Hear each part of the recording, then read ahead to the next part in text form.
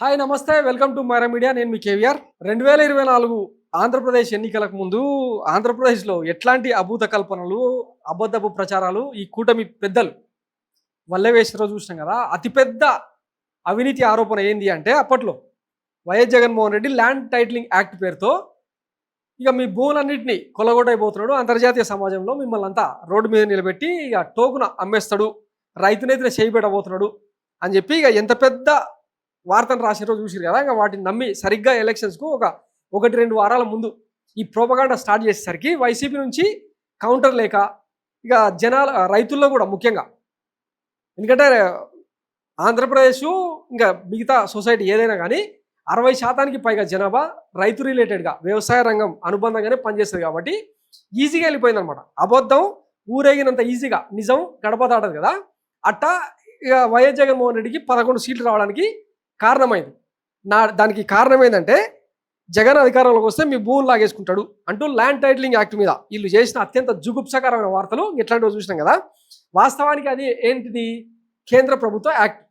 ఎందుకంటే అంతర్జాతీయ సమాజంలో ఇప్పుడు గ్లోబలైజేషన్, ప్రపంచమే ఒక కుగ్రామంగా మారిన నేపథ్యంలో పారిశ్రామికవేత్తలు పెద్ద ఎత్తున ఎక్కడ పడితే అక్కడ, అంటే ఎక్కడ సేఫ్టీ ఉంటే, ఎక్కడ ప్రభుత్వాలు మంచి రాయితీలు సబ్సిడీలు ఇస్తే, ఎక్కడ మంచి మార్కెట్ ఉంటే అక్కడ భూములు కొనుక్కొని ఆఫీసులు లేదంటే ప్లాంట్లు పరిశ్రమలు స్థాపించి లాభాలు పొందాలన్న ఉద్దేశంతో భూములు కొనుక్కోవడానికి పెట్టుబడులు పెట్టడానికి వస్తారు కదా.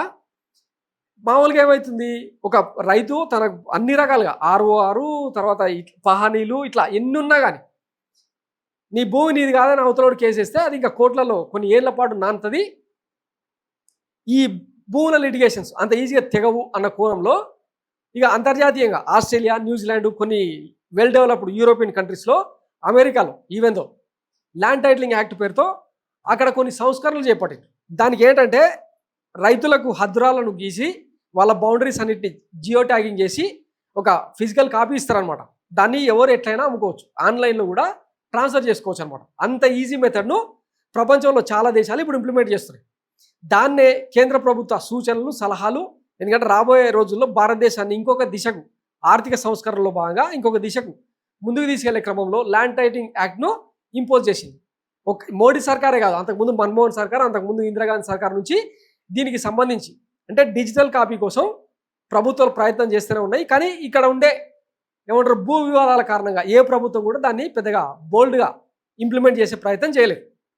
అయితే వైఎస్ జగన్మోహన్ రెడ్డి ఏం చేసిండు, ఈ ల్యాండ్ టైటిలింగ్ యాక్ట్ను చాలా పారదర్శకంగా నిర్వహించేందుకు కేంద్ర ప్రభుత్వం ఇచ్చిన నిధులతోనే, రాష్ట్ర ప్రభుత్వ నిధులతో కాదు, డ్రోన్లు కొన్నాడు, సపరేట్గా సర్వేయర్లను ఏర్పాటు చేసిండు.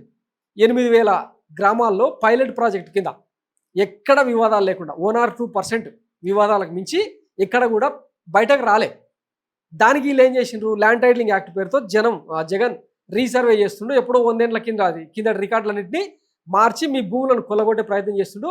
అసలు రైతు పాస్బుక్ మీద మీ జగన్ ఫోటో ఎందుకు అని చెప్పి ఒక దుర్మార్గమైన ప్రచారం చేశారు కదా. ఇది బిహైండ్ హిస్టరీ.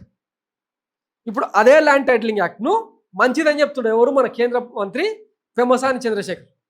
భూ సర్వేతో రైతులకు ఎంతో ప్రయోజనం, కేంద్ర మంత్రి, సహాయ శాఖ మంత్రి పెమ్మసాని. వివాదాలు లేని భూములు రికార్డులు తయారు చేసి ప్రజలకు అందించాల్సిన బాధ్యత ప్రభుత్వ అధికారులపై ఉందని కేంద్ర గ్రామీణాభివృద్ధి కమ్యూనికేషన్ల శాఖల సహాయ మంత్రి డాక్టర్ పెమ్మసాని చంద్రశేఖర్ అన్నారు. భూ సర్వే చిన్న సన్నకారు రైతులు, మహిళలకు, SC ST వర్గాలకు ఎంతో ఉపయోగకరంగా ఉంటుందన్నారు.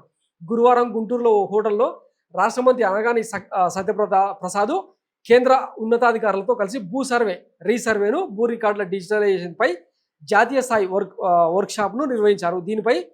దీనికి హాజరైన పెమ్మసాని మాట్లాడుతూ ఏపీతో పాటు గుజరాత్లో రీసర్వే ప్రక్రియ జరుగుతుందని చెప్పారు.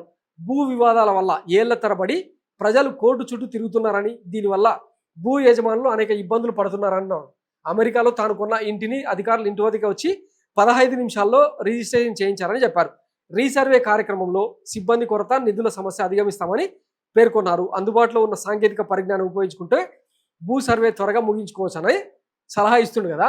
మరి ఈ దిక్కుమాల ప్రచారం చేస్తున్నప్పుడు ఈయన ప్రతిపక్ష నేతగా ఉన్నాడు కదా, మరి ఎందుకు అంటే ఇది తప్పు అని ఎందుకు నిలదీయలేదు?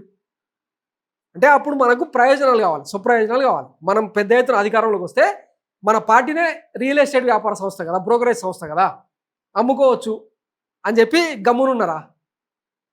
ఇప్పుడు గుజరాత్ ఒకటే కాదు, ఇక్కడ తెలంగాణలో దేశవ్యాప్తంగా చాలా రాష్ట్రాలు దీన్ని ఇంప్లిమెంట్ చేసి తీరాల్సిందే.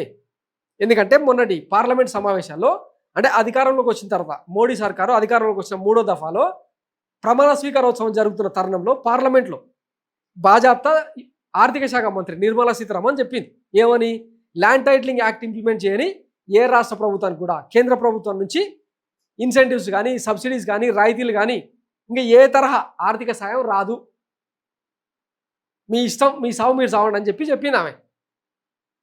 దానికి వీళ్ళు ఏం చేసిర్రు, అదే ల్యాండ్ టైటిలింగ్ యాక్ట్ను పేరు మార్చి ఇక్కడ ఆధారో భూధారో ఏదో బొగడ పేరు పెట్టి చేస్తారు అంతేగా. ఎందుకంటే లేకపోతే కేంద్రం నుంచి సహాయం దూరం అవుతుంది కదా, ఇన్ని ముడిపడి ఉన్నాయి. మరి ఇప్పుడు వీళ్ళు అదే ల్యాండ్ టైటిలింగ్ యాక్ట్ను పేరు మార్చి చేస్తారు కదా, మళ్ళీ వీళ్ళు భూములు దొబ్బేస్తున్నట్ట. దీనికి సమాధానం చెప్పాలి కదా. సో ఈ నీలి మీడియా పచ్చ మీడియా ఈ గోబెల్స్ ప్రచారం అర్థం చేసుకోకపోతే జీవితకాలం జిందగీ భర్ నష్టపోయేది ప్రజలే. ఇప్పుడు చూసారు కదా, ఏప్రిల్ 13వ తారీఖున మీరు ఇచ్చిన తీర్పు వల్ల ఒక ప్రభుత్వం మారడం వల్ల ఎన్ని అనర్థాలు జరిగినాయో నిన్న స్టోరీలో చెప్పినా కదా, పదే అదే చెప్తున్నాం అనమాట. మీ ఓటు హక్కు మీ నిర్ణాయక శక్తే, ఓటు వజ్రాయుధమే, అందులో ఏ డౌట్ లేదు. కానీ ఎట్లాంటి ప్రభుత్వాన్ని ఎన్నుకుంటున్నాం, ఎట్లాంటి పాలకులను ఎన్నుకుంటున్నాం అనేది మళ్ళీ ఒకసారి ఆలోచించండి. నిన్న చూసినాం కదా, సంపద సృష్టి అమోఘం, సంక్షేమం సంబరం అని చెప్పి మన కులపత్రికలు రాస్తున్న రాతను ఇయ్యలే ఇప్పటి వరకు. కానీ వచ్చే నెల 12వ తారీఖు నుంచి ఇంకా ఊరూర తిరంగ యాత్రలంట, సంక్షేమాన్ని ఇంత అందించినాం అని చెప్పి ఇంకా డప్పేసుకునే ప్రచారాలంట. ఎక్కడ జరిగింది సంక్షేమం? ఇట్లా ఒక ప్రభుత్వం మీద అనవసరమైన అబండాలేసి ప్రజల మీదల్లో యక్ష ప్రశ్నలు చొప్పించి ఒక ప్రభుత్వాన్ని మార్చేసి గద్దె దింపి చేసుకున్న పాపానికి జరుగుతున్న తతంగం ఇది. ఇంతకు మించిన రియలైజేషన్ అవసరం లేదు. Thanks for watching Myra Media. నేను మీ కేవీఆర్. Thank you.